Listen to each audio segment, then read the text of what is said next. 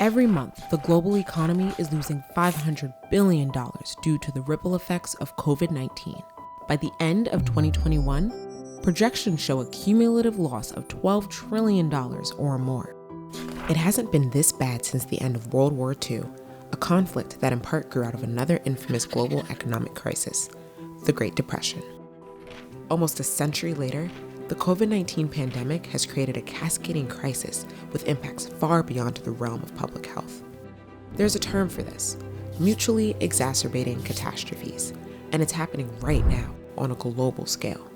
So how can the vicious cycle be stopped? Mutually exacerbating catastrophes. It's the idea that disasters end up creating and then cementing crisis after crisis. A pandemic feeds into a recession, feeds into income inequality, feeds into civil unrest, and on and on. A ripple in one sector, in one country, is felt globally, but it is not felt proportionally.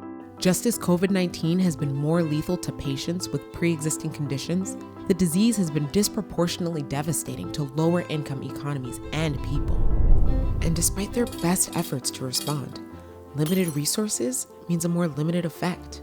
For example, 2020 wiped out the sustained economic gains of several low-income African nations, widening the vast wealth gap between high-income countries and low- and middle-income countries. And that, in turn, impacts the response. G20 countries spent over 20% of GDP in their emergency measures, whereas developing countries spent about 3%. You're already cutting back on what your government's able to do, even at the time you're being asked to do more, and that you're needed even more to sort of mount a response for your people. The economic and societal ripples from COVID won't fully get addressed without a multilateral response to a singular disease. The pandemic is every country's fight. So global cooperation is paramount. Fighting the virus requires treatment and solid diagnostics in the short term and vaccination in the medium. We could be living in a world where we're able to get the virus under better control through medical countermeasures. Governments are able to protect their people, and that the temporary problems stay temporary rather than become forever problems. Think of it as the inverse of mutually exacerbating catastrophes. Empowering public health networks empowers communities, particularly women, which can lead to better outcomes for environmental justice, disenfranchised minorities, and so much more.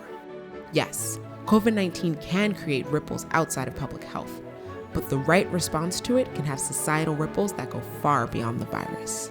The fight against poverty and disease is measured every year by the Bill and Melinda Gates Foundation in the Goalkeepers Report, but progress has almost entirely regressed. So, the Foundation's 2020 Goalkeepers Report analyzes the damage the pandemic has done and is doing, and advocates for a collaborative response. I would like to think that we can come back in a way that recognizes the interconnectedness and gives us a blueprint on how we tackle some other global problems in a way that we might not have been able to do before.